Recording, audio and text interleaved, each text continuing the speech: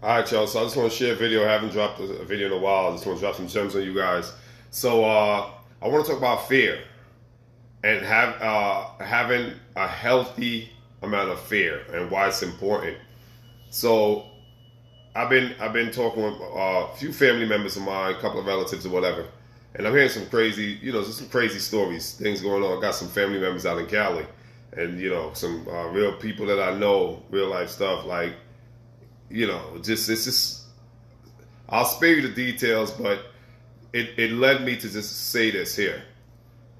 If anybody listening to me, I know I don't have a lot of subscribers. I don't have a lot of people that follow me. That's cool. But for the few of you who do listen or who do watch my videos, check this out. Nothing is wrong with a healthy amount of fear. It's important and necessary to your evolution, to your survival, to your growth and development. A healthy amount of fear, what does that look like? Let me give you an example, because I don't want this to be misconstrued. A healthy amount of fear looks just like this. I'm not going to rob the bank because I got a healthy amount of fear of going to prison. I'm not going to rob a liquor store. Well, I don't drink, but I'm not going to rob any stores because I have a healthy amount of fear of getting shot by the cops. I'm not going to get in my car and do 160 miles because I have a healthy amount of fear of turning that car over and killing myself. There's nothing wrong with a healthy amount of fear. And I think that's something that people need to learn. It should be taught. You ought to have some healthy amount of fear of consequences of your actions, because this is why a lot of people make reckless decisions, poor choices, bad judgments, because people do not have a healthy, and I emphasize the word healthy here. The word healthy is very important, because I don't fear no man. The only person I fear is God, right? So that's why I want to make sure I make everybody understand. This is healthy amount of fear, right? You're not afraid. It's a difference between being afraid and a healthy amount of fear. And I think that if you have a healthy amount of fear, you would be more judicious with the choices you make. You'll be more measured with the decisions that you take. You will be more calculated. And overall, I believe the word is prescient. I might be pronouncing it wrong. Prescient, which simply means you'll use foresight.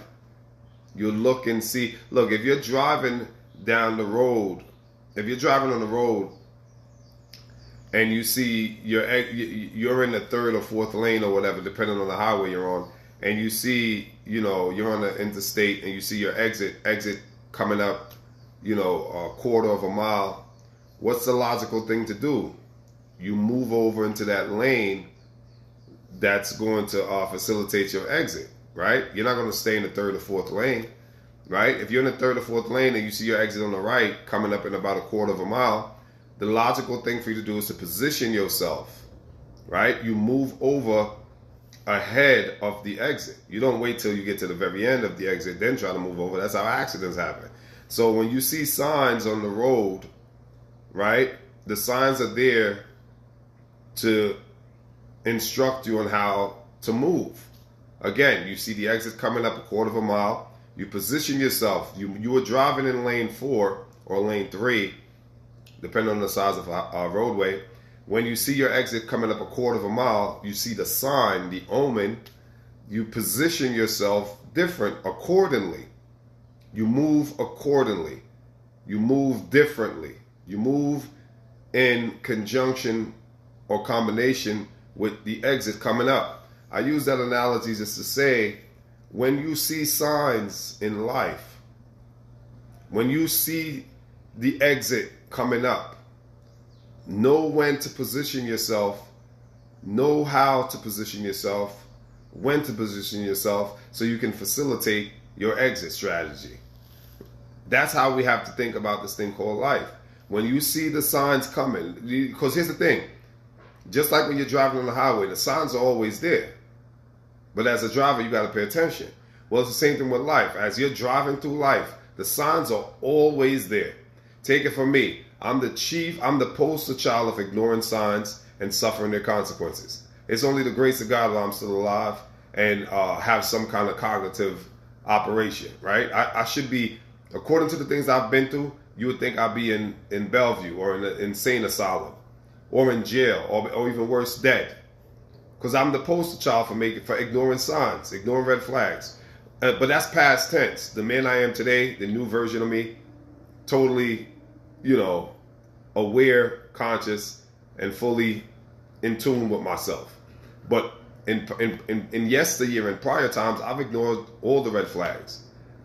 I saw all the signs and skipped them and suffered, the consequences. So I say that to say the two part of this message: one, have a healthy amount of fear for yourself when making decisions and taking actions for your life. Have a healthy amount of fear, and that just simply means respect the consequences of your actions. Make sure you weigh the consequences. And how do you do that? You pay attention to the signs. And I gave you an analogy. You see the exit, quarter mile. You don't wait till you get to the very exit to try to move over. That's how you crash. I was just driving literally yesterday and somebody was doing that. You know what I'm saying? It wasn't on the highway, but it was the same thing. They're trying to make a right from the middle lane. Now, if you're trying to make a right from the middle lane, you're going to cut the guy off on the sleeve of you. And I was that guy. So I'm driving yesterday, some guy, I'm getting ready to go straight right on Atlantic Avenue, and I'm getting ready to go straight. The guy's next to me on the side of me, and he's trying to turn right, but he's on this side. He should be behind me, right? This is basic stuff you learn when you get your learner's permit. But I understand he probably made a mistake. But the point is, you don't wait till the last minute to try to position yourself to make that right turn to get off. So in life, when you again, the signs are always there. God, I believe in God. If you don't, whatever. God always puts the signs right there. Just like the people who make the roads, the city, the state, they put the signs. The signs are there. God put all the signs for us. It's up to us to walk in conscious awareness.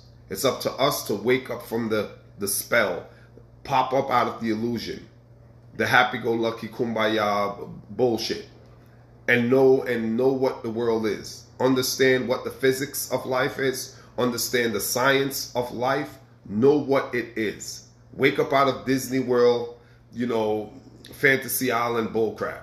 Know what this world is. Understand the physics. Understand the frequency of life.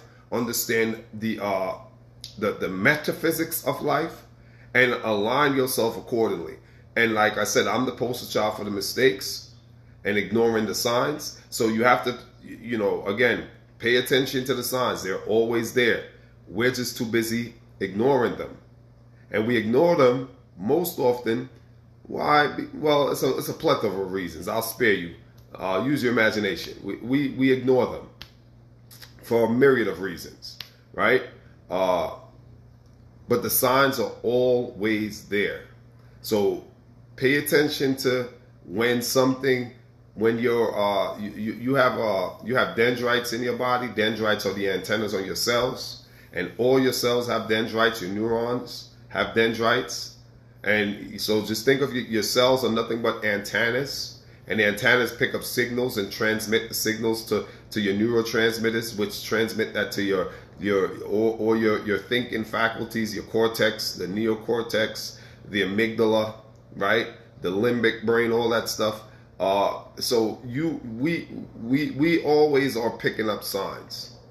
Always, yeah. Even if you're not conscious, your body picks up signs, and you get that feeling, right? How many times you say, I feel a bad vibe, right? That's your body talking to you.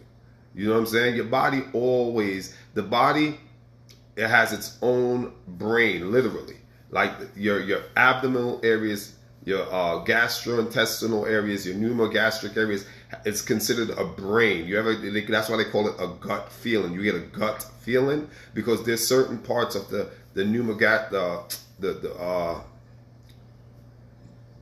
pneumogastric, I believe that's what it's called. Forgive me if I forgot. I can't remember. But there's certain parts of the intestinal area around your solar plex that pick up information and communicates that information to your brain. So we're always being told what to do.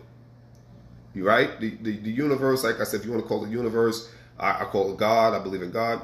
Is always sending us the signs. It's up to us to pay attention to the signs. You know what I'm saying? And in paying attention to the signs, you'll know how to put on your right or left blinker, right? Because sticking with the driving analogy, indicate that you're getting ready to move over to the sleeve because your exit is coming up. And so you position yourself ahead of the exit, giving yourself ample time to transition off the highway. You have to do the same psychology with life. Pay attention to the signs. And once you see the sign, what's coming on the horizon, you know what's coming.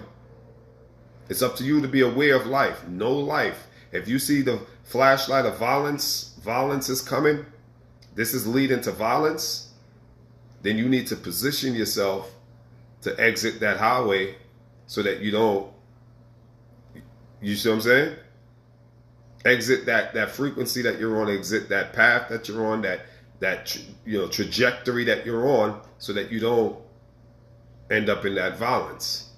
You see what I'm saying? So move wisely, kings. Move wisely, kings. Have a healthy amount of fear. Like I said, just real quick again, the example of that, what that means.